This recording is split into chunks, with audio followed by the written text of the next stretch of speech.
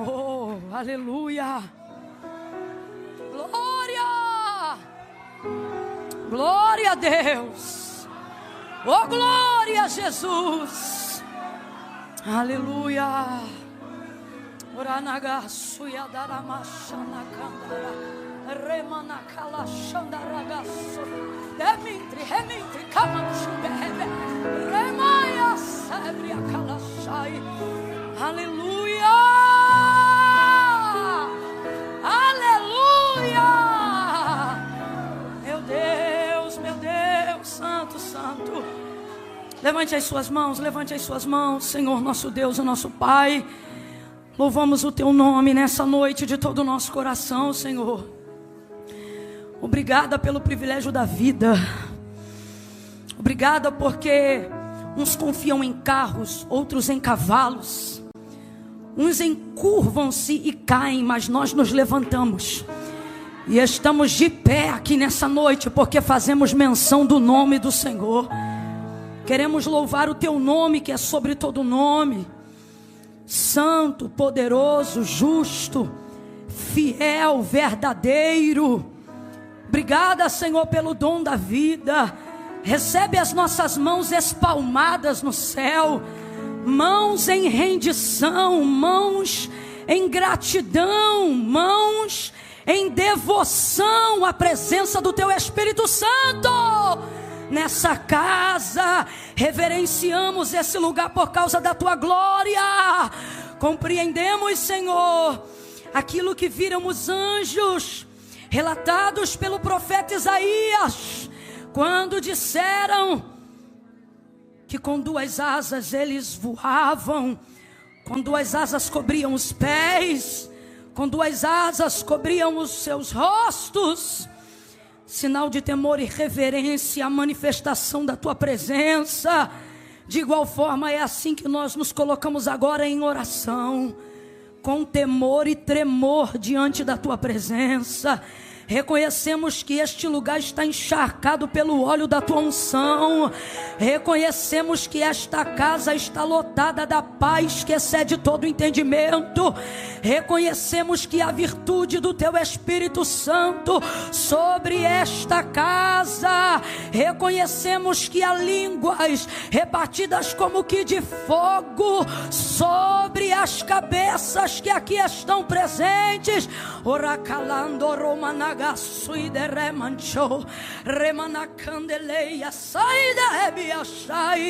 recebe a nossa devoção, recebe a nossa alegria, a nossa gratidão pelo privilégio do qual reconhecemos que é por causa de Ti que chegamos até aqui. Quantas lutas nessa semana, quantos vales, quantos desafios, quantas setas quebradas nos ares. Quantas coisas o Senhor tirou do nosso caminho, quantos livramentos dos laços de morte o Senhor partiu, porque ao Senhor pertence os livramentos dos laços de morte, e não tem guardado somente a nós, mas tem guardado a nossa casa. Obrigada porque a cova está sendo fechada nesta noite na América e no Brasil também. A nossa família não vai conhecer o luto este ano de 2024. Seremos benditos ao entrar e benditos ao sair. Por isso receba o nosso reconhecimento.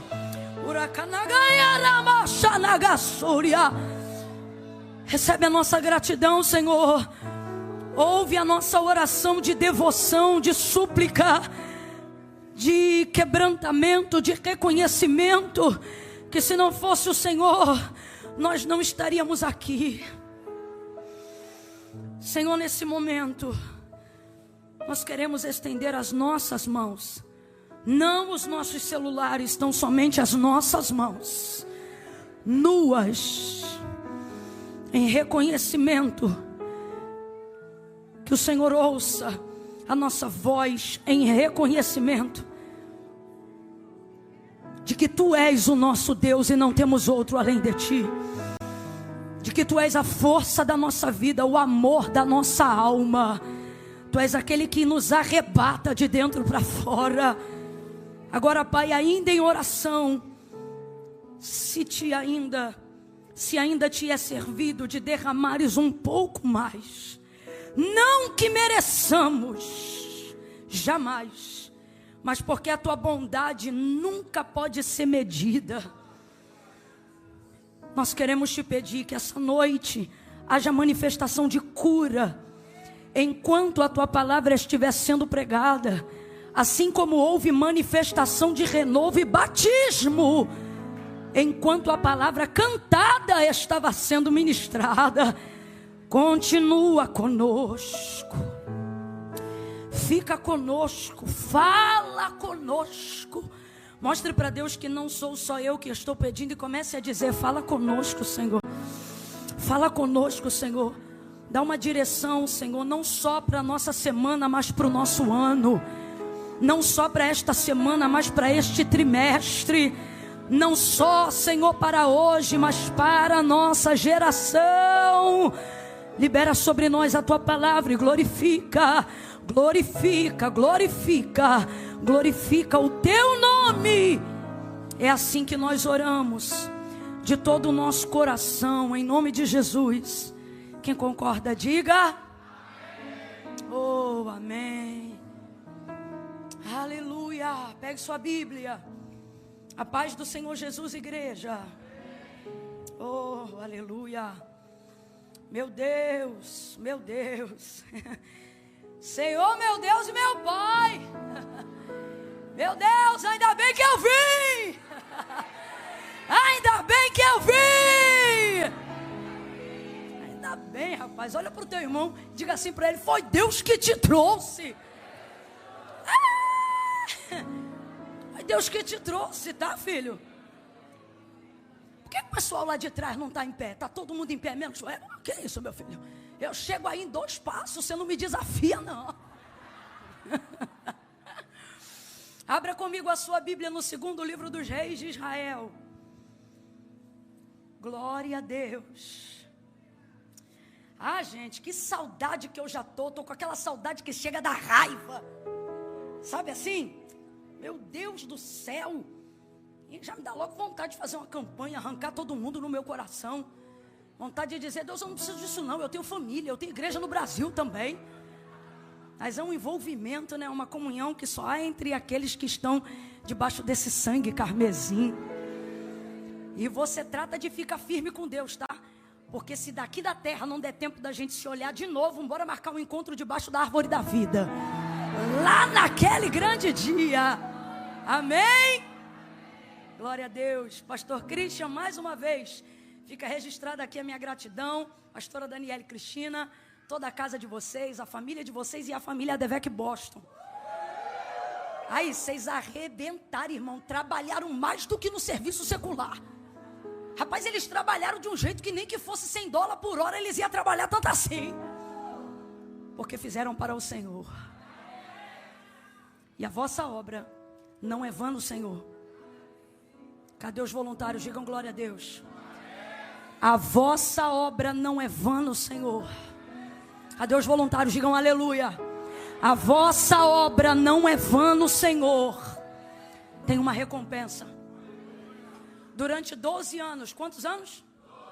Eu servi a casa de Deus integralmente, fazendo exatamente o que esse pessoal aí faz.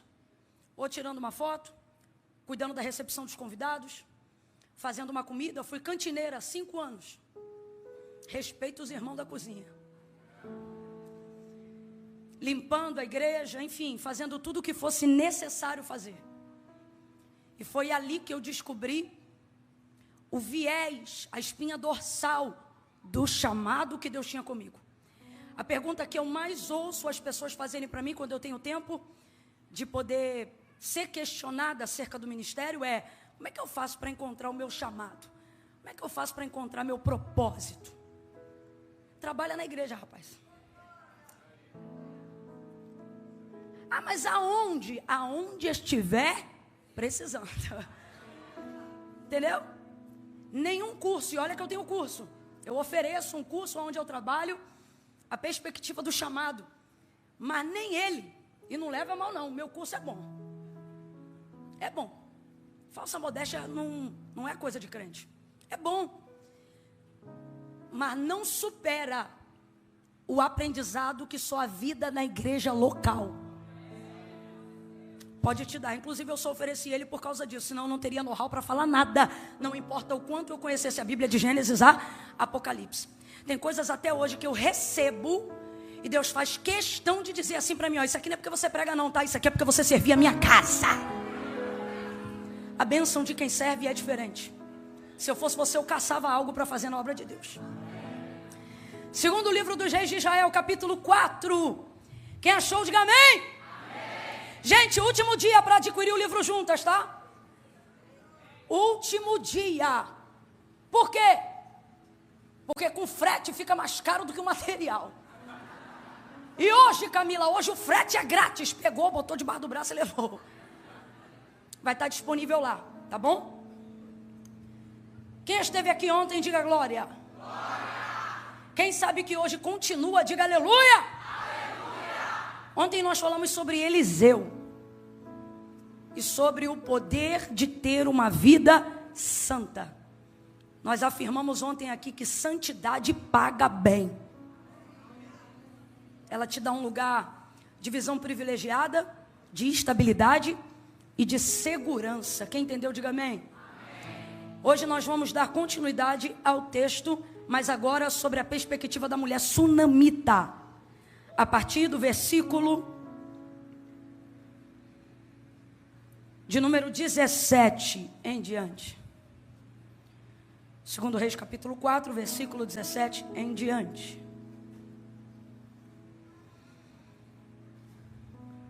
Posso ler?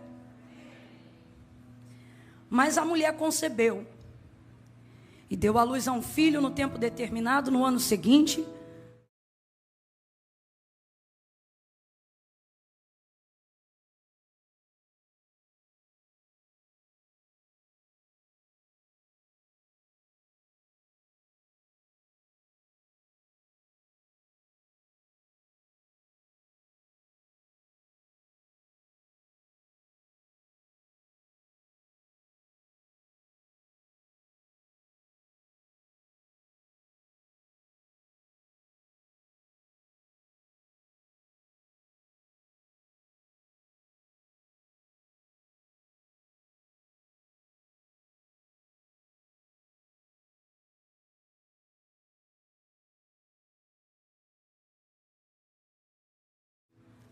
Joelho tem um significado muito grande.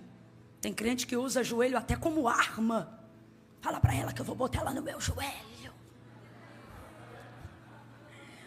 Ele o tomou até o meio-dia e então o menino morreu. O que aconteceu com o menino, gente? Subiu ela e o deitou sobre a cama do homem de Deus, fechou a porta e saiu. Chamou seu marido e ele disse: manda-me um dos moços e uma das jumentas, para que eu corra. Eu quero que você grite após mim e diga: corra! Corra. Isso, para que eu? Corra. Para que eu? Corra. Corra o homem de Deus e volte. E ele perguntou a mulher dele, né? Ele perguntou: por que vais a ele hoje? Se não é lua nova nem sábado. E ela disse: tudo vai bem. Então ela albardou a jumenta. Quem sabe o que é albardar? Albardou, quem sabe? A maioria não sabe. É isso aí, selar, preparar, entendeu? Então ela preparou a jumenta e disse ao seu moço: guia, anda e não te detenhas no teu caminhar, senão somente quando eu te disser. Versículo 36. É o último. E eu termino para você parar de murmurar mentalmente. Eliseu chamou a Geazi e disse: chama a sunamita. E ele a chamou. E quando ela se apresentou diante dele, ele disse: toma o teu filho. E o menino a esta altura já estava vivo ou morto? Vivo ou morto? Vivo ou morto? Eu vou contar de 1 a 3. Quando eu disser 3, você vai liberar uma palavra que determina o rumo profético daquilo que Deus nos confiou como verdade para essa noite. Quando eu disser 3, você vai dizer assim para quem estiver ao seu lado: vai voltar vivo para a tua mão. Eu não contei até 3 ainda. Vai voltar vivo. Eu vou simplificar. Você vai dizer assim, ó: vivo na tua mão. Ficou melhor, não ficou? É 1, é 2, é 3, diga! É isso, vai voltar vivo na tua mão. Tudo que você tinha dado como perdido. Celebre essa palavra, celebre. Reaja diante dessa palavra, vai voltar para a tua mão. Não quero você tímido hoje não, que até oferta de gratidão eu vi que deram pela tua vida, tá? Não me faz ir lá dentro e catar a oferta que deram para você não. Senta dando glória a Deus aí. Oh, glória! Glória a Deus! Glória a Deus! O senhor é o pastor que é amigo do meu esposo? Não? É o outro? Mais ou menos é o que? É adversário? Eu te pego lá na saída. É que eu vou pedir uma gentileza. Como eu não posso me referir a ele, porque o Eduardo me contou um testemunho, ele faz parte de um testemunho da primeira vinda do Eduardo para cá. Cadê? Quem é ele? É ele? É essa pessoa? É o senhor? Ah, eu me lembro do senhor. Sua esposa está aí, não? Coisa linda. É ela, então? Você aceita um presente? É porque meu esposo gosta muito do seu esposo. Mas assim, fraternalmente. E eu queria honrar. Você não quer o presente? É esse livro aqui, é tudo que eu tenho hoje. É porque é mais difícil eu descer e ir aí. Mas qualquer hora tu vai ver, eu vou ser tão cheia que eu vou... Obrigada, viu, pelo carinho de vocês com a nossa casa, com a nossa família. Obrigada. Obrigada. Pastor Leandro, corre com mais um livro juntas aí para mim, por favor. Corre. Mostra para que serve esse treino toda semana. Vai. E olha lá, aí ó, deixa ele vir, senão ele vai ficar roxo, não vai nem ficar vermelho. Vem, mostra. Cadê? Corredinha de jogador caro. Jogador caro não ri, fica sério. Pastora, esse é para a senhora, nenhum nome nunca é chamado em vão. Obrigado também pela sua casa, pela sua família. Um dia eu espero ser bonita que nem a senhora. Coisa linda. Deus abençoe. Glória a Deus. Aleluia. Oh, glória a Deus. Eu vou contextualizar quem não estava ontem aqui bem rapidamente para a gente caminhar junto na mesma página, ok? Quem entendeu, diga amém. Eliseu, profeta do Senhor, sempre passando pelas terras de Sunem. Qual é o nome da cidade? Foi observado então por uma mulher generosa, rica, que servia a sua comunidade local e decidiu abençoar esse homem de Deus. Não porque ele era profeta, mas porque ele era um santo homem de Deus. Provando para a gente que o caráter sustenta muito mais a bênção do que o dom. O dom é passageiro, mas a bênção que é adquirida pelo caráter cristão, ela é permanente. Como resposta disso, ele construiu a mulher, junto ao seu esposo, construiu um quarto junto ao muro da sua casa, para que Eliseu tivesse a oportunidade de sempre que quisesse passar por lá, tivesse liberdade para ser acomodado, para ter uma refeição, para ser bem tratado naquela região. E sem dúvida isso melhorou não só a sua qualidade de vida física, mas também a sua qualidade de vida emocional, porque profeta normalmente tem uma vida muito solitária. A maioria das pessoas querem fazer uso do seu dom e não querem ter muito trabalho para se relacionar com a complexidade da pessoa que um profeta é. Mas graças a Deus essa família foi uma família muito feliz na comunhão que desenvolveu com Eliseu. Tendo em vista que já se passava algum tempo e o profeta Eliseu foi abundantemente abençoado por essa casa, por essa mulher, pelo esposo dela, ele disse para o moço que andava com ele, o Geazi, Ele disse: Geazi, essa moça tem nos tratado com muito zelo, ela tem nos tratado com muita abnegação. Vá a ela e pergunte se há algo que possa ser feito para que nós venhamos reconhecer essa honra, abençoá-la. E aí Geazi vai perguntar e ela vai responder dizendo: eu estou no meio do meu povo, eu sou uma mulher que habito no meio do meu povo, eu estou feliz como eu estou. Eu não preciso de nada não. Estou parafraseando para a gente chegar ao objetivo dessa noite. E aí ele, ao ouvir essa palavra, ele não vai mais dar a ela a opção de ser abençoada. Porque quando você tem uma semeadura, e esse era o caso dela em relação ao ministério dele, Deus não vai te dar opções de ser abençoado. Ele vai garantir a colheita do que você fez. Então, em razão disso, Eliseu não pergunta mais. Ele chega diretamente e manda Geazi chamar essa mulher. Ela para na porta do quarto que ela mandou construir para o homem de Deus. E parada na porta daquele quarto, Eliseu libera uma palavra profética. Na verdade, ele libera uma profecia que vai mudar a história da sua vida. Porque Geazi disse que o marido dela era avançado em idade e ela não tinha filhos. E o que isso significava?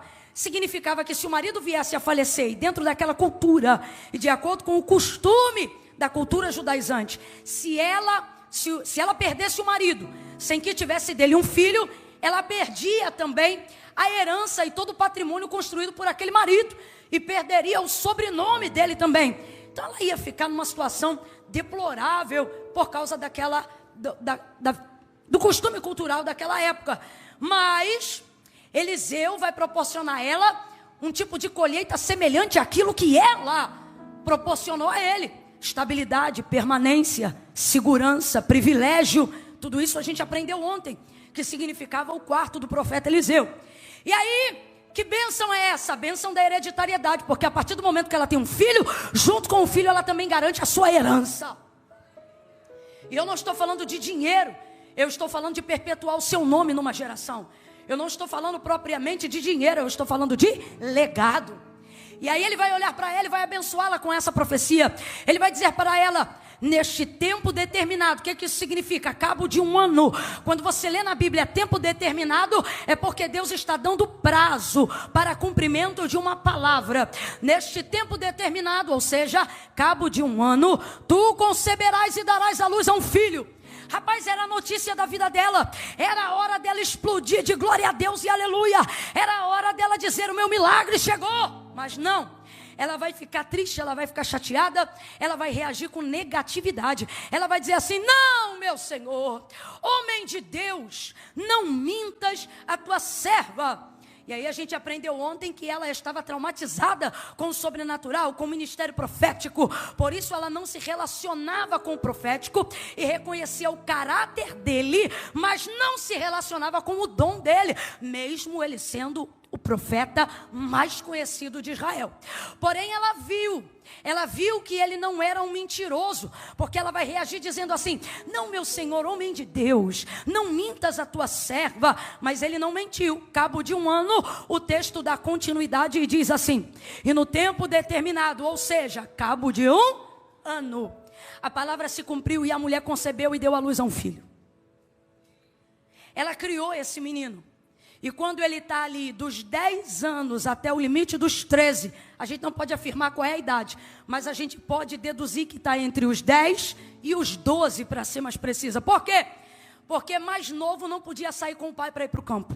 Então, para ter ido com o pai para o campo, ele teria que estar nessa faixa etária de idade, porque isso também é um costume da cultura judaizante. Então, o que a gente está falando aqui? A gente está falando de anos de relacionamento, de uma família com uma palavra profética, com um homem de Deus, uma casa que já está há anos fundamentada na palavra, uma casa que tem liberdade e trânsito profético. Eliseu agora, quando chega naquela casa, ele não pede permissão para entrar, ele tem um nível de independência dado pelos próprios anfitriões da casa, e eles agora vivem debaixo do cumprimento de palavras que foram ditas.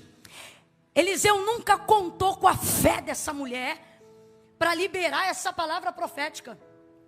Eliseu, ele acaba com todo o contexto ideológico de que uma profecia depende de fé para se cumprir. Irmãos, Uma palavra profética depende de fé para se cumprir. Uma declaração de fé depende de fé para se cumprir. Um desejo depende de fé para se cumprir. Um pedido de oração depende de fé para se cumprir. Uma profecia que não está condicionada a nada não depende de nada para se cumprir. A verdade é que a gente confunde isso tudo e acha que isso tudo é uma coisa só, mas não é. Cada coisa é uma coisa. Quando ele, por exemplo, diz assim: neste tempo determinado tu conceberás e darás à luz a um filho. Eu acabei de dizer para você que ela não disse amém, ela não disse glória, ela disse não. Isso é palavra de fé? Isso é aceitação? Fala para mim aí com inteligência, ela recebeu a palavra? Não, ela rejeitou a palavra. Não, meu Senhor, homem de Deus, não mintas. A tua serva, ela nem acreditou que aquilo pudesse ser uma possibilidade. Agora, veja, ela não creu. Estamos em comum acordo com isso? A mulher não creu. Então diga para mim com inteligência: houve exercício de fé para que houvesse cumprimento de palavra? Não fica com medo não. Não inventa não, só responde o que está sendo perguntado. Houve exercício de fé para que houvesse cumprimento de palavra? Tem gente que ainda me olha na dúvida, pensando assim: eu vou pegar uma heresia sua. Não vai ser hoje. Não houve, mas houve o cumprimento da palavra. Quando você vê alguém que diz que não tem fé, na verdade essa pessoa não é que não tem fé, ela só não está de posse de uma palavra. O que vem primeiro, a fé ou a palavra? Palavra, diga bem forte. Vou fingir que não aconteceu, vou te perguntar de novo. O que vem primeiro, a fé ou a palavra? Guarde isso. O que vem primeiro, a fé ou a palavra? Palavra. É necessário que todo aquele que se aproxima de Deus creia que Ele existe e que Ele é galardoador daqueles que o buscam. Mas quem é Deus senão a manifestação da sua palavra? Então a palavra do Senhor vai dizer que a fé vem pelo e o ouvir dá. Então não é a fé que gera a palavra, é a palavra que gera a. Então o que é fé? A capacidade de sacar aquilo que a palavra deposita. Então primeiro você precisa ter palavra. E em cima daquela palavra você vai gerar uma fé genuína. Agora, fé não é sentimento. Fé é a capacidade que você tem de obedecer uma palavra mesmo quando você não sente. Isso é fé. Fé não é se arrepiar num culto. Fé não é dar glória a Deus num culto. Fé é obedecer algo tão somente porque é a palavra de Deus. Sem arrepio, sem choro, sem frufru. É dizer, olha, eu vou fazer tal coisa. E por que você vai fazer isso? Porque Deus me deu uma palavra.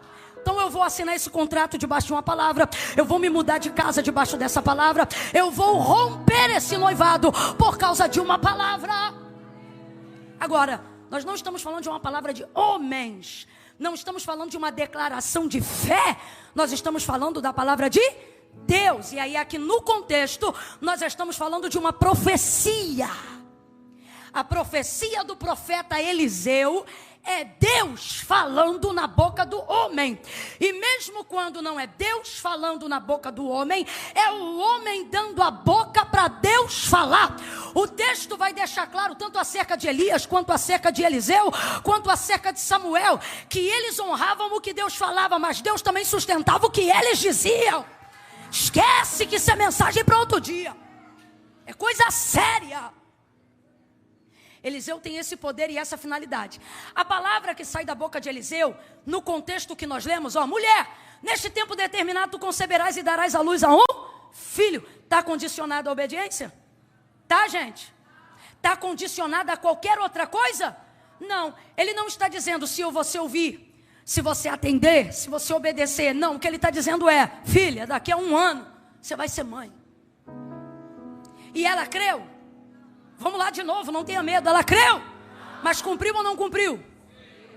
Porque isso é uma profecia. O que isso significa? Significa que é a palavra de Deus pura e simplesmente. A palavra de Deus se cumpre. O texto diz que ela não volta vazia. Ela vai e faz aquilo que lhe apraz. Camila, então por que tem palavra que liberaram sobre a minha vida e que não se cumpriu? Se ela está condicionada a alguma obediência, faça a sua parte e ela se cumprirá. Deus também liberou palavras condicionadas à obediência. Ele disse a Moisés diante do Ebal e do Gerizim: ensina ao meu povo que se eles ouvirem, se eles atenderem, se eles obedecerem, olha, se, os mandamentos que eu, Senhor, ordeno hoje no meio de vós, eu farei. Veja, o eu farei só vem depois do se. Então são promessas condicionadas à obediência. Agora, o que eu estou falando? Estou falando de uma profecia direta. Vamos falar mais rasgado, que é para todo mundo entender, para Jesus sarar o coração de alguém aqui nessa noite, que está achando que qualquer um que profetiza é profeta, mas não é profeta. É gente que diz assim, ó: tal dia, conta tal dia, e vai acontecer tal coisa. Rapaz, tu contou tal dia, e não aconteceu tal coisa. Se tu for bater na porta do profeta e perguntar para ele: olha só, profeta, o senhor falou naquele dia que tal dia ia acontecer tal coisa, e no tal dia não aconteceu tal coisa. Normalmente ele vai dizer assim: mas também você não creu.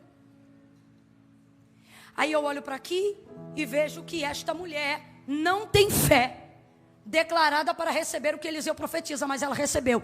Então a pergunta diante de uma profecia que não se cumpre e que não está condicionada a nenhuma condição, a pergunta então é: sou eu que não tenho fé para receber? Ou é quem disse que não tinha autoridade para profetizar? Porque no caso de Eliseu, ele não conta com a fé que a mulher coloca nele. Ele conta com a fé, o relacionamento que ele tem em Deus. E isto foi o suficiente, gente. Pare de monitorar a sua fé baseado no que os outros sentem quando você recebe de Deus uma palavra. O seu aferidor de fé, de energia, de motivação não pode estar em como o outro reage diante de uma palavra que você recebeu, ou de uma palavra que você tem autoridade para liberar. Deus está nos dizendo aqui: aquilo que eu vou fazer não depende do quanto os outros acreditam em você, depende do quanto você acredita em mim. Isso garantirá o seu milagre. Todavia ela não creu, todavia a palavra se cumpriu, porque é uma profecia diretiva. Então aos profetas nessa noite, quando abrirem a boca para dizer: assim diz o Senhor, tenham certeza que é o Senhor que está dizendo, para que depois alguém não volte aqui e te envergonhe. Cumpriu e desenvolveu-se um relacionamento com aquela família. Eliseu viu este menino crescer, e este menino é um milagre. Ah, irmãos, aquilo que a palavra de Deus manifesta, ela manifesta para fazer o que os homens naturais não podem fazer. Então a vida desse menino é um milagre. Completa aí para a gente caminhar junto. A vida desse menino é um? Esse menino é uma promessa que se... uma promessa. Eu não sei qual era o nome dele, mas ele também podia ter um codinome. Ele podia estar andando por aí, alguém perguntar: qual é o nome do teu filho? E ela poderia dizer: cumprimento de promessa. Qual é o nome do teu filho? Palavra de Deus. Ele é a realização, ele é a materialização daquilo que Deus me disse que faria. Ele é o cumprimento da fidelidade de Deus em relação à minha pessoa. Ele é Deus dizendo: eu sou poderoso para fazer. Esse menino representa tudo isso. Quando ele chega nessa fase dessa idade aí, vai sair com o pai para o campo. Aquela coisa de criança, né? De querer ir trabalhar, querer ver o trabalho do pai, etc. Enfim, vai sair com o pai e volta gemendo de dor. Ai! Tem ponto de exclamação no texto. O menino gritava: ai, a minha cabeça! Ai, a minha cabeça! Ai, a minha cabeça! E aí o pai, pensando que se tratava, não sei, de alguma bobeira, alguma dor, quem sabe até uma birra, chamou um dos seus empregados e disse: leva o menino para sua mãe. Pegou o menino e levou para a mãe dele. Quando o menino chega em casa, ela vai recebê-lo. Só que a Bíblia trabalha com síntese. Ela sintetiza. Então, tem coisa que acontece nesse período que a Bíblia não conta, porque não dá tempo de contar. Mas não é difícil da gente conjecturar, e eu vou explicar por quê. Você que tem filho, teu menino chega em casa, gritando, rapaz, de dor. Ai, a minha cabeça, ai, a minha cabeça. Primeira coisa que você vai fazer, seja pai, seja mãe, você vai direto na cabeça do moleque. Sim ou não? Você vai lá, vai abrir, parece até que está catando piolho, começa a abrir ponto a ponto. Está doendo aonde? E ele gritando, ai, a minha cabeça, ai, a minha cabeça. E se você for um pouco mais gentil, como é a minha mãe, você vai dizer, se você não parar de chorar, eu não vou entender. Para de chorar, porque está doendo. Aonde está doendo? Caiu, o que houve? E o moleque só gritando, ai, a minha cabeça, ai, a minha cabeça. E a mãe vai perceber que vai perder o filho, porque mãe sabe. Mãe sabe, irmão. A mãe tem 3 níveis quando ela entra numa emergência com uma criança. Ela entra e tem o nível da triagem, né? A triagem.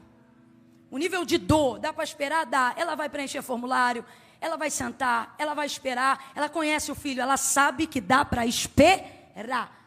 Dá para esperar na recepção do hospital, mas dá para esperar. Tem o segundo nível. O nível do dá para esperar, mas não vou esperar sentado. O menino senta e a mãe está de pé. E ela quer saber, o médico já veio? Já, ela está percebendo que não está bom. E tem o terceiro e último nível. A mãe que percebe que o filho está desfalecendo. Dá um formulário para essa mãe preencher. A mãe do terceiro nível. Manda ela sentar na recepção. Irmão, ela pode ficar passiva de ser presa, custódia, depois da internação que ela conseguir. Porque enquanto ela não conseguir colocar o filho dela diante de um médico, meu irmão, pro plantão ter paz, eles vão atender essa mãe, porque mãe sabe quando o filho está indo embora. Essa mulher já tentou meio que de tudo, ela está tentando descobrir o que está acontecendo com o filho dela, só que não dá jeito, nada resolve. Por que o texto diz que ela bota nos joelhos, que nada mais é do que um menino grande o suficiente, aonde ela não pode ficar de pé com ele no colo, mas ela aguenta trazer ele para perto desde que ela esteja sentada. Por isso o texto diz que o menino foi posto no céu.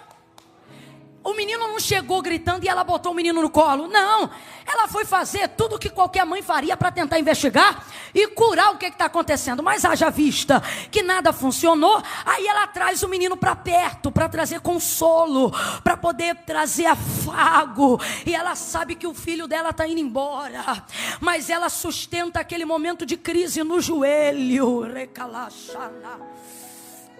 Oh, meu Deus!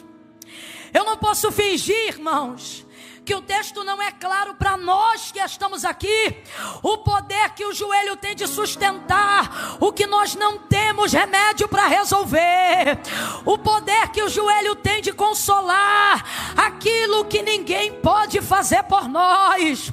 Colocar no joelho significa poder equilibrar o peso. Colocar no joelho significa não surtar no momento de crise.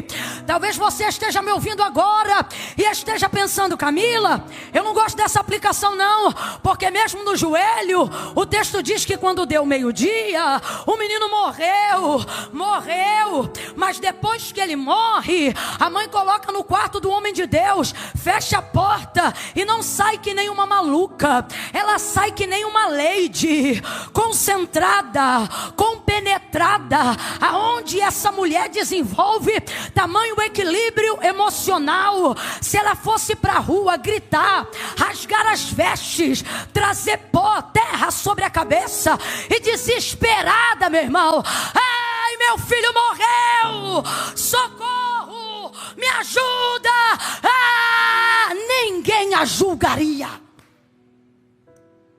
O nome que se dá para uma mulher que perde o marido é viúva. O nome que se dá para um marido que perde a mulher é viúvo. O nome que se dá a filhos que não têm mais os seus pais quando são crianças chama-se órfãos. Qual é o nome que se dá para pais que perdem seus filhos? Não tem. Não tem, esse nome não existe. Porque cronologicamente falando, isso é impossível de ser concebido. Vai ter nome para viúva, vai ter nome para viúvo, vai ter nome até para filho sem pai, órfão. Mas para pai que sepulta filho não tem nome. A dor não pode ser mensurada, medida. A coisa é tão séria que quando Jó perdeu seus filhos, Deus lhe restituiu o gado, Deus lhe restituiu os camelos, mas os filhos Deus não restituiu, porque filho não se restitui. Deus compensou, mas restituir. Se tem alguém aqui que sepultou o seu, só Deus sabe quem já sepultou um. Todo o restante ao entorno é apenas especulação. Essa dor só conhece quem vive. Então qualquer um compreenderia essa mulher. Ela estaria no direito dela. Quem está caminhando comigo, diga amém. Ela estaria no direito dela, irmãos. Mas essa mulher vai desenvolver um nível de equilíbrio que chega a um olhar natural a beirar a frieza. Ela sustenta o menino. E talvez você diga, não adiantou nada, no final o menino morreu. E por que eu quero parar um pouquinho no joelho antes de dar continuidade ao momento em que ela desce a escada e diz que está tudo bem? Porque às vezes a impressão que você tem é que você está orando há anos por uma causa que você não tem condições de resolver. Pela alma de alguém que você ora e não se salva. Por uma porta que você deseja que se abra, mais do que isso, que você precisa que seja aberta e não se abre. Por uma libertação que você mesmo quer alcançar na sua vida, a ponto de que nunca mais aquilo seja uma área de tentação na sua vida. Mas se você não orar, você não rompe. E você diz, eu não entendo. Eu tenho procurado equilibrar no joelho. Eu tenho procurado trazer para o joelho. Mas o dinheiro não vem. O documento não vem. A porta não se abre. Porque veja, quando a oração, e é isso que eu quero dizer, não resolve para você, é porque ela está resolvendo algo em você. Ocorre que esta mulher não teve a ressurreição do filho no joelho, mas foi através do tempo que ela o segurou no joelho, que ela arquitetava o que ela ia fazer, que ela desenvolvia o equilíbrio do que ela estava planejando.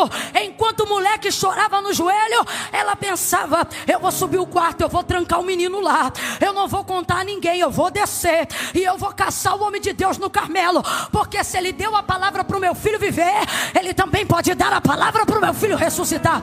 Porque se a palavra foi Deus que deu, Deus é poderoso para manifestar a sua palavra. Se Deus foi fiel para cumprir até o que eu não acreditei, imagina o que ele vai fazer comigo crendo. A mulher planeja tudo enquanto ela deixa o menino no joelho. E Deus me trouxe aqui para dizer declaradamente a você: pare com essa ideia de que não adianta orar só porque a oração não trouxe a resposta que você queria ter, a porta que você precisava que fosse aberta, o carro que você queria dirigir, o tipo de casamento que você queria ter. Aí você diz, Camila, mantendo o joelho para quê? Se o joelho não trouxe o resultado que eu queria, você que pensa, não trouxe o resultado que você queria, mas está trazendo o equilíbrio que você precisa para trazer o resultado. Não, eu vou falar rasgado que é para você entender. Você diz assim, Camila, eu estou orando um maior tempão lá em casa e nada mudou. Deus está dizendo, e você já deveria entender nisso, resposta de oração. Como assim? Não mudou porque eu estou sendo muro de contenção. Se tu não ora, tinha caído. Camila, eu já oro há tanto tempo por X coisa, Y coisa, e isso não se cumpriu. Eu estou orando pela libertação de um filho que é usuário de droga, e o menino não parou de usar droga. E o Senhor está dizendo, realmente ele não parou de usar droga. Inclusive pelo tempo que ele usa, já era para ele ter morrido. Mas só porque você ora, o menino não morreu, o menino está vivo. Inclusive você está respondendo a um processo onde você diz, eu estou respondendo esse processo e as coisas não se resolvem. E Deus está me trazendo aqui hoje para dizer para você, nesse processo, ou você estaria preso aqui, ou você estaria deportado para lá. Mas você não foi preso e nem deportado só porque ainda está orando por esse processo. Deus está falando com alguém aqui. E aí você diz assim, eu estou orando e não está acontecendo nada. Deus diz, às vezes, não acontecer nada é resposta de oração. Porque se tu não estivesse orando, o que já tinha acontecido de desgraça, meu irmão. Olha para quem está do teu lado e diga, coloca no joelho. Fala, não desiste do joelho. Continue orando, continue orando, continue orando. Eu vou falar como Deus está mandando. Você ainda não ficou maluca porque está orando. Tu ainda não surtou porque está orando. Tu não cometeu suicídio porque está orando. E Deus é camalagai. Ore. Bota no joelho. Ah, Camila, eu estou orando e minha saúde não melhora. Não melhora, mas também não infarta. Porque está orando. Aí você pensa, não está acontecendo nada. Deus me trouxe hoje aqui para dizer. É porque tu está orando. Porque se tu não estivesse orando, tu não sabe o que tinha acontecido. Ela botou, quando deu meio-dia o menino morreu. Mas foi esse o tempo que ela teve para organizar os pensamentos dela. Porque, irmão, isso aqui que ela fez não se faz com o emocional ativado. Isso aqui que ela fez só se é capaz de fazer se o espiritual estiver posicionado. Estou sentindo uma graça de Deus tão grande aqui. Deus está dizendo, você vai descobrir capacidade, força, equilíbrio que eu depositei em você quando você ativar o teu espiritual. Ativa o teu espiritual. O teu espiritual vai traçar destinos, vai traçar saídas. Pastor Cristian, Deus está me dando uma visão aberta. Eu estou vendo um monte de cálculo, é cálculo matemático mesmo. E eu digo, Deus, o que significa isso? E Ele me diz, eu vou no espiritual te dar ideias, contas, gráficos.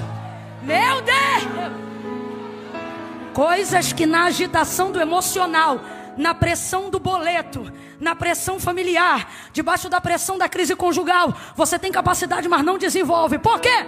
Porque está debaixo do governo das emoções. Deus está dizendo, ativa teu espiritual que eu vou governar sobre a tua conta, sobre os teus boletos, sobre a tua crise, sobre os teus... Ativa o teu espiritual que eu vou governar sobre o teu ministério, sobre o teu emprego, sobre a tua renda. Ativa o teu espiritual que eu vou governar sobre os teus negócios, sobre o teu processo. Ativa o teu espiritual que eu vou te dar ideias que você não teve, caminhos que você não via. Eu vou abrir caminhos no deserto, haverão rios no vale, eu vou prosperar caminho. Ativa o teu espiritual. O joelho antecipa isso. O joelho antecipa isso. Você pode estar debaixo de uma palavra poderosa. Eu disse isso na quarta-feira, e repito isso hoje aqui. Irmãos, falar de Deus é uma coisa, falar com Deus.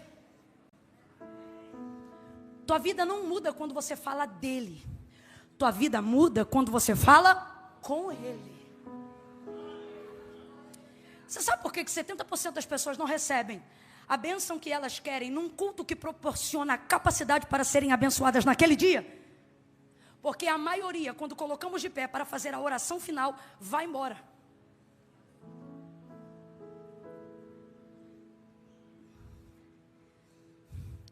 Eu posso pregar e almas se converterem diariamente. Isso não vai mudar a realidade da minha vida. Porque não é sobre o que você faz quando você me ouve. Isso é bom para você. É sobre o que eu faço, não quando eu estou pregando, mas quando Deus está me ouvindo.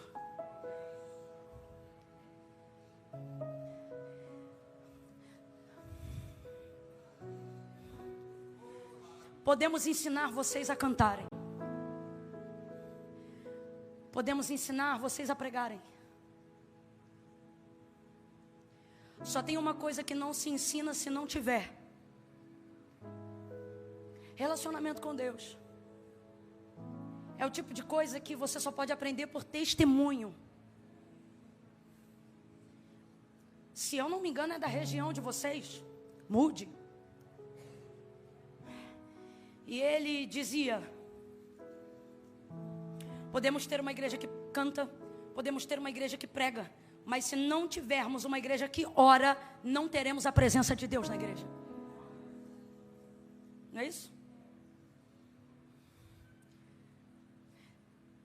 Esse nível de ansiedade que você desenvolveu de um tempo para cá não tem a ver com a quantidade de remédios que você precisa tomar.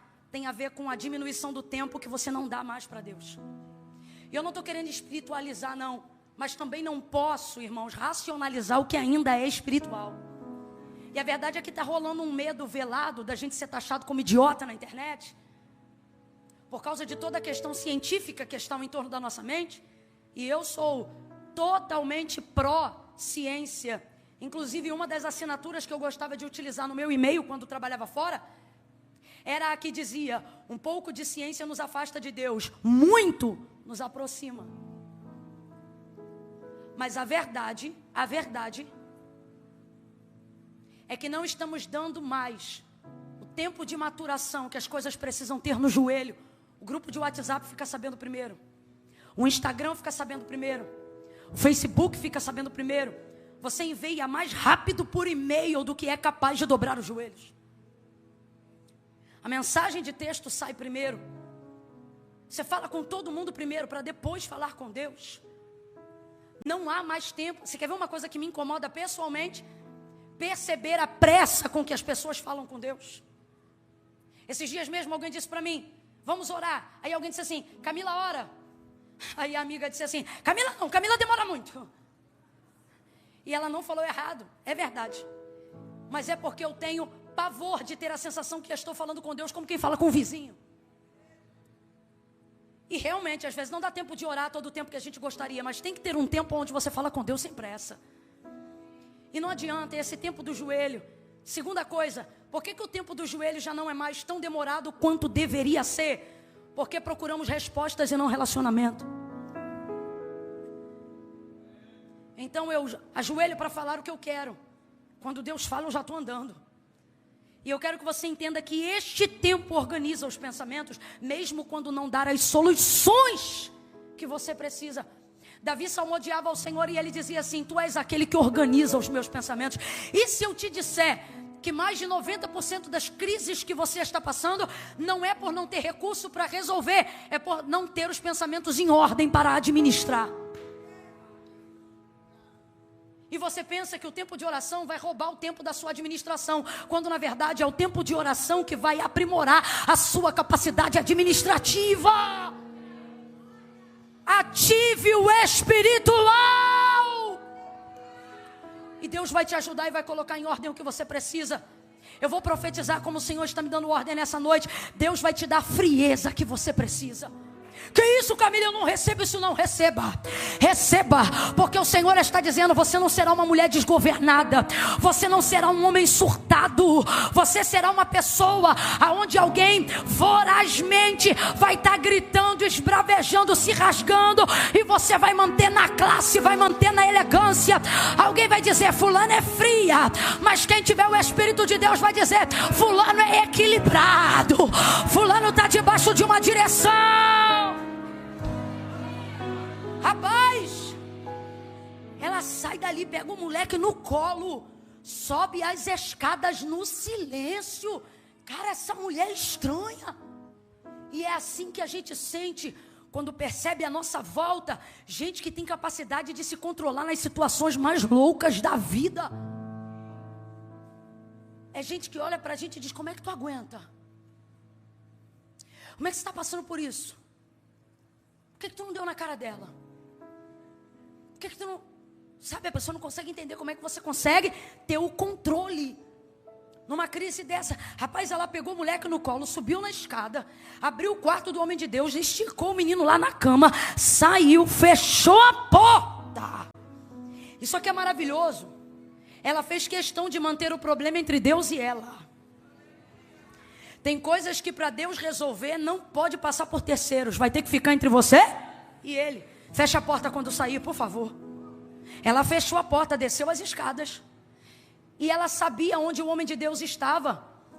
Ela sabia, gente, não tem Instagram, não tem WhatsApp, não tem nada disso não. Sabia porque tinha vida, relacionamento fraterno com o homem que tinha a palavra de Deus.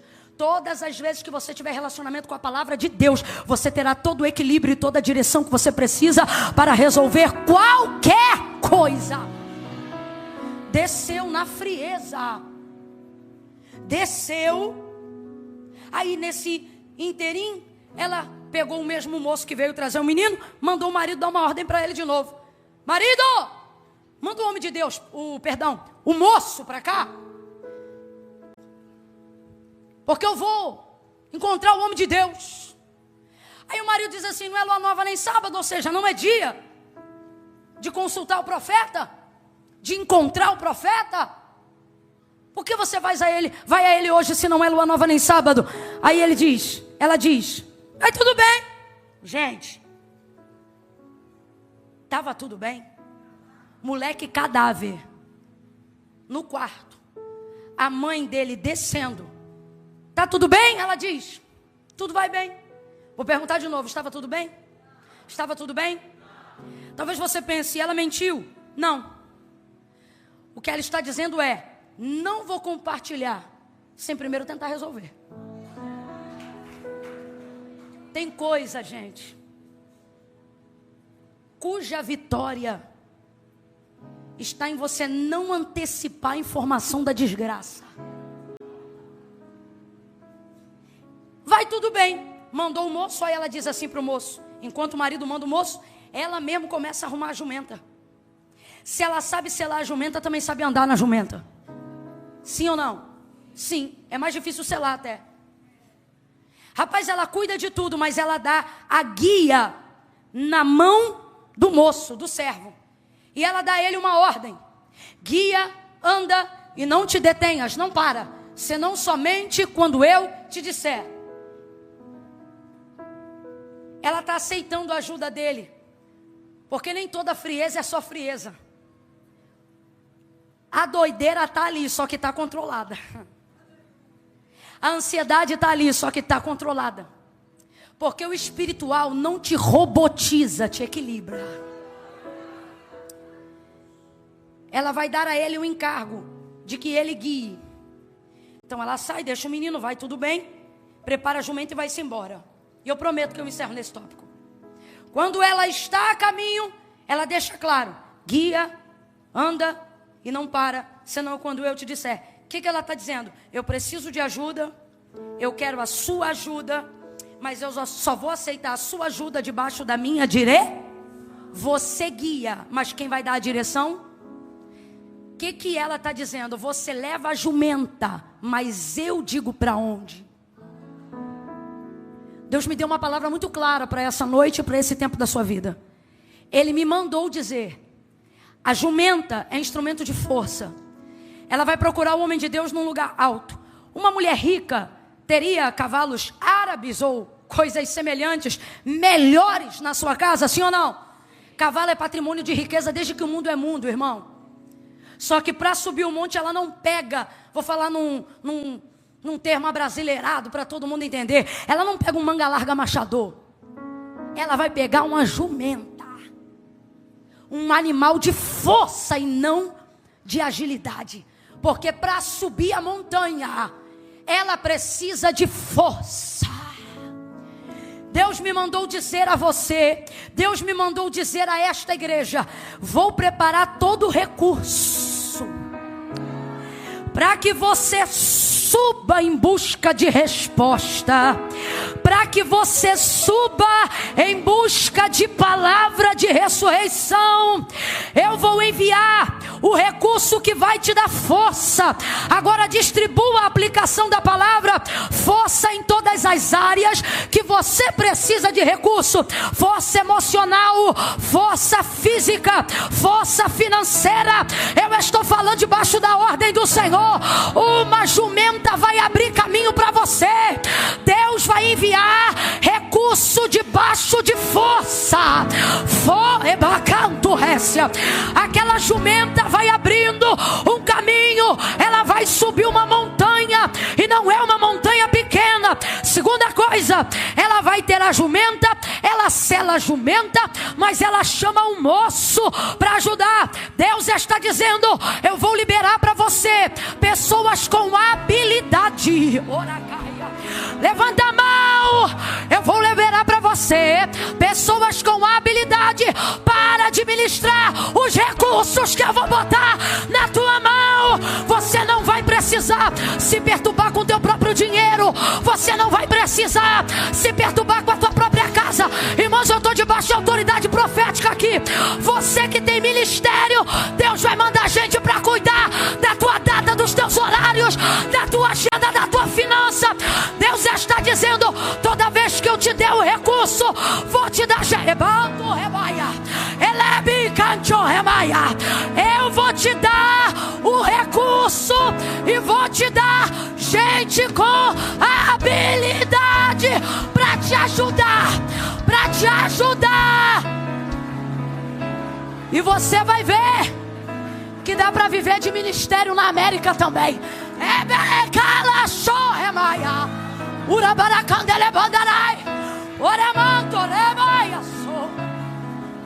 Pega na mão de alguém aí agora. Pega na mão desse crente. Não pede licença não. Só pega e diga assim: quem dá a jumenta também traz o servo. Receba força e gente com capacidade para lidar com o recurso que Deus vai liberar para você nesse tempo. Vem, vem, vem, vem gente aí.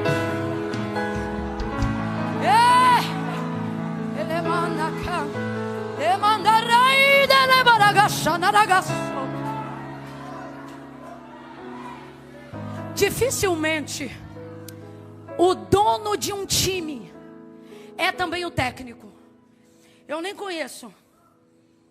Porque uma coisa é o cara ser dono do time, outra coisa é o cara ser técnico. Só para você entender o que Deus está falando. Deus está dizendo assim: eu vou te dar o time, mas você não vai ser porque você vai ter que cuidar do recurso é seu, a força é sua. Mas eu não posso pegar a sua liderança, não posso pegar a tua paternidade, não posso pegar a tua maternidade e fracionar ela em coisas que você vai precisar de terceiros para desenvolver a habilidade em cima do recurso que eu te dei. Você está entendendo o que Deus está falando aqui? Está de boca fechada por quê então? Diga glória a Deus. A palavra de Deus diz que quando Deus fala, a congregação diz glória, oh glória.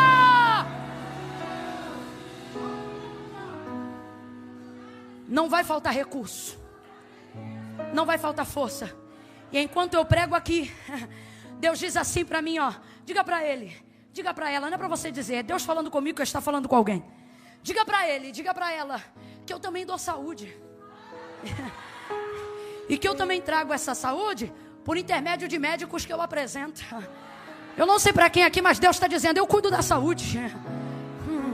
Eu abro um caminho de cura para o teu filho. É badaia. Eu abro um caminho de cura.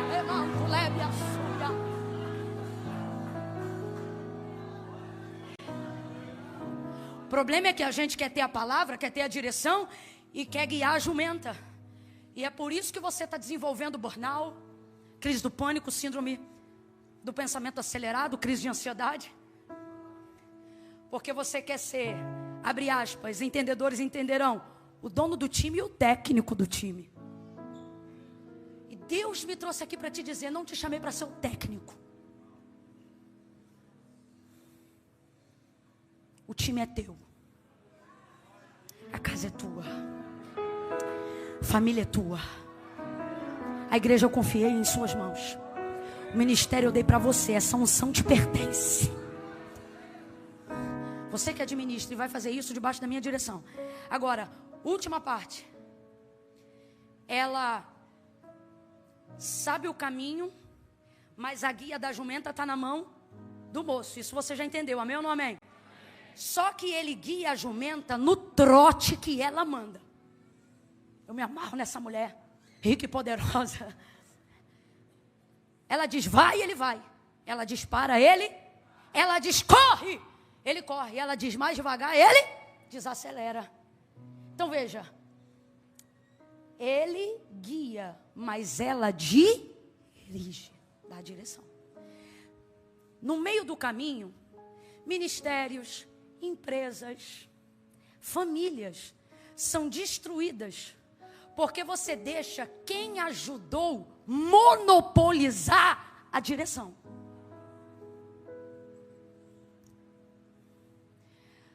a maior quantidade de racha que eu vejo em família, em empresa, em igreja, normalmente não é porque faltou recurso, não é porque faltou gente com habilidade e não é porque faltou gente com direção.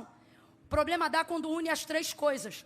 O problema é quando o desespero de quem não tinha ninguém começa a receber alguém disposto para ajudar. E aí a pessoa disposta a ajudar começa a achar que porque está pronto para ajudar, também pode decidir aonde vai. E é nessa hora que se tem a força, tem o recurso, mas não chega a tempo onde tem que chegar. Deus está nos dando uma última instrução para essa noite. Para essa noite, virão muitas outras, mas para essa noite, Deus está dizendo: não permita com que a ausência, a carência da necessidade de nunca ter tido ninguém para ajudar, para fortalecer o time, faça com que agora torne você refém dessa ajuda. Porque normalmente é assim que acontece, e eu vou falar bem devagar, que é para ninguém confundir. Normalmente, a pessoa a quem você pede o dinheiro emprestado quer saber para que você quer o dinheiro. Normalmente é assim. E uma vez, é só um exemplo, e uma vez que ela está te dando o dinheiro, ela também tem o poder de decidir de que forma você vai pagar. Mas isso não é o pior. O pior é quando, por você precisar do dinheiro, ela acha que pode determinar tudo o que você vai fazer com o dinheiro que ela te emprestou, como se você não fosse pagar. E você, refém da necessidade, aceita qualquer condição. É por isso que tem agiota rico por aí. Porque a necessidade torna você refém do recurso. Só que Deus está dizendo: quem mandou o recurso fui eu. Então você tem que discernir o meu recurso. Deus vai redobrar teu discernimento nesse trimestre. Eu vou falar de novo.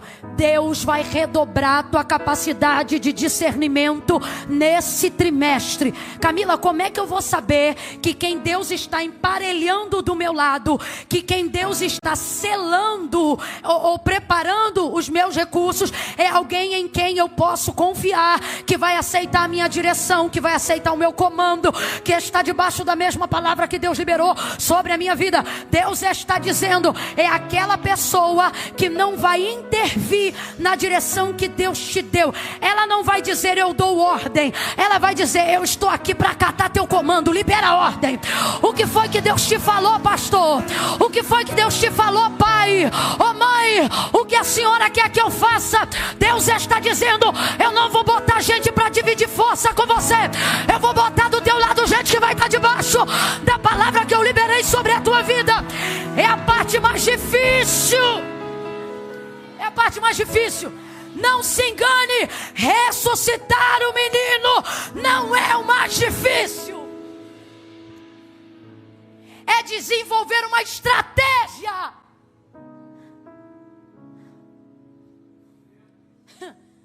para que eu chegue em quem ressuscita. Essa é a parte mais difícil. Olha para cá. Por que tem coisas na sua vida que você não tem mais vontade de viver? Não é porque você não quer viver, é porque você sabe a demanda que é chegar lá. As pessoas pelas quais você vai ter que passar, o nível de empreendimento que você vai ter que desenvolver, o nível de acesso que você vai ter que voltar a dar. E aí você prefere deixar para lá. Ah, deixa morrer, vamos embora enterrar. Só que preste atenção, não lide como se não servisse mais aquilo que um dia foi uma palavra que Deus liberou para você. Olhe para mim.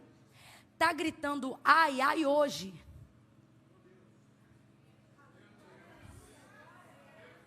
Mas ainda é uma promessa cumprida. Ah, Camila, quando eu casei não era assim. Está gritando ai hoje. Mas Deus me trouxe hoje aqui para dizer: foi esse o homem que eu te dei, sim. Ah, Camila, hoje parece goteira, mulher rixosa. É hoje que está gritando ai, minha cabeça. Está dando dor de cabeça hoje, mas eu quero que você traga a lembrança que isso aí, ou esse aí, é o cumprimento de uma palavra que Deus te deu. Está fumando, bebendo, traficando hoje, mas esse aí é o evangelista que Deus falou que ia levantar na tua casa. Deus está dizendo: não se esqueça. Está gritando ai hoje, mas é fruto de palavra.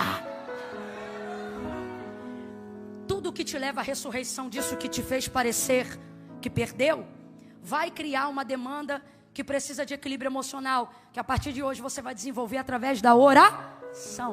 Camila, tu não vai me dar uma receita com remédio? Não vou, e o remédio é? Essa é a tarja preta mais preta que existe. Essa acalma qualquer um, irmão. Até o endemoniado fica amarrado. Oração age rápido. Ele encontra o homem de Deus, resumindo a história, porque isso é o que é importante para hoje. O homem desce. Eliseu manda Geazi primeiro, não funciona, mas depois ele desce com ela. Ela vai com Eliseu para casa e Eliseu ressuscita o menino. Você viu a história comigo. Eliseu ressuscita o menino. O menino, quando ela foi buscar ajuda, estava morto. Então, quando Eliseu entra no quarto que ela construiu para ele, ela está dando para ele um menino que estava morto. Mas ele abre a porta depois da ressurreição, pega o menino pela mão e devolve na mão dela. O que o mundo espiritual está dizendo para nós com essa aplicação bíblica?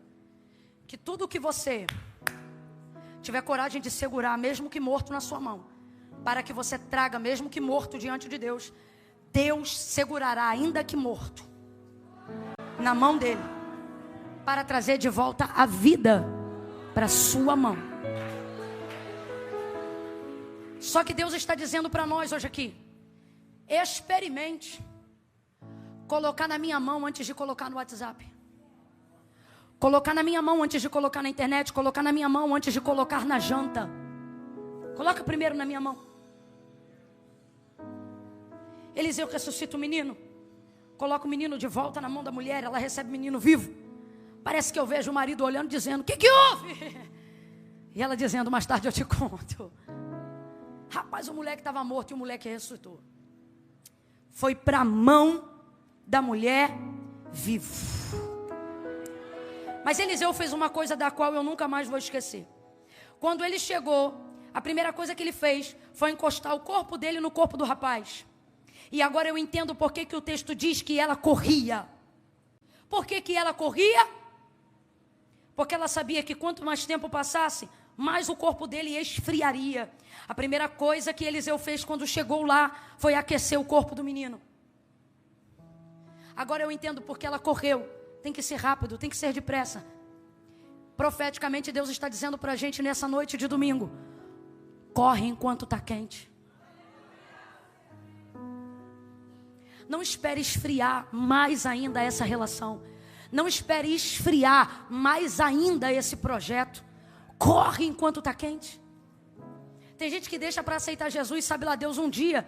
E Deus está dizendo: não, você tem que correr enquanto está quente. Porque nenhum outro ambiente vai favorecer a tua decisão como esse aqui. Esse é o ambiente que está debaixo da palavra de Deus. E ele vai favorecer a decisão que você precisa tomar. Eliseu aquece o corpo do menino. E isso me faz entender por que ela corre.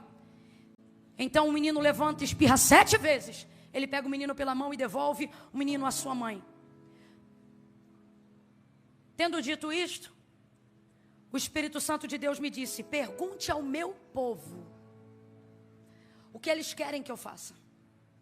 Se eles querem atenção ou solução. E tem diferença? Tem. Se o menino morre e essa mulher vai gritando na rua, ela vai ter toda a atenção que ela precisa naquela hora. Vai ter consolo, vai ter casa cheia. Vai ter gente querendo pagar isso e pagar aquilo. Vai ter gente querendo ajudar ela nos primeiros momentos. Mas, irmão, verdade seja dita, depois de 7 dias, casa vazia, gaveta vazia, menino sepultado, coração em luto, casa em dor. Vão ser 7 dias de muita atenção, de muita comida na casa, de muito carinho, afago. Ela vai ter toda a atenção que alguém enlutado, doído, chateado gostaria de ter. Mas ela vai ter solução? Vai ter o filho de volta? Então eu vou perguntar como o Espírito de Deus me deu ordem: você quer atenção ou quer solução? Porque se você quer atenção, rasga a tua vida para todo mundo. Deixa a carência falar mais alto do que a vida de oração. Agora, quer solução? Tranca este problema no quarto do milagre hoje entre você e Deus. E vai gemendo, mas vai. Vai chorando, mas vai. Vai com o muro de contenção da graça. Oh, reprimindo minhas emoções? Não, controlando cada uma delas. Vai debaixo da unção que te dá graça para suportar os ataques, as contendas, a pressão dos problemas que não são dissolvidos. Deus está dizendo: se hoje tu fizeres um pacto comigo e tu quiseres ver a minha mão ao invés da mão da vizinhança, se tu quiseres ver a minha mão ao invés de ter seguidor e atenção pública na internet, se o meu selo valer para ti mais do que arroba, patrocínio e dólar, tu verás a minha mão, tu verás a minha mão, tu verás a minha mão, tu verás eu ser muro de contenção ao teu redor. Parece que vai cair, mas não cai. Parece que vai desabar, mas não vai. Parece que vai desmontar, mas não vai. Deus está dizendo: eu protejo o corpo, eu protejo o corpo, eu protejo a honra, eu protejo a reputação, eu protejo tua casa, eu protejo tua família. Quem está disposto a pagar um preço para ver solução e não só atenção, fica de pé rápido num salto de glória.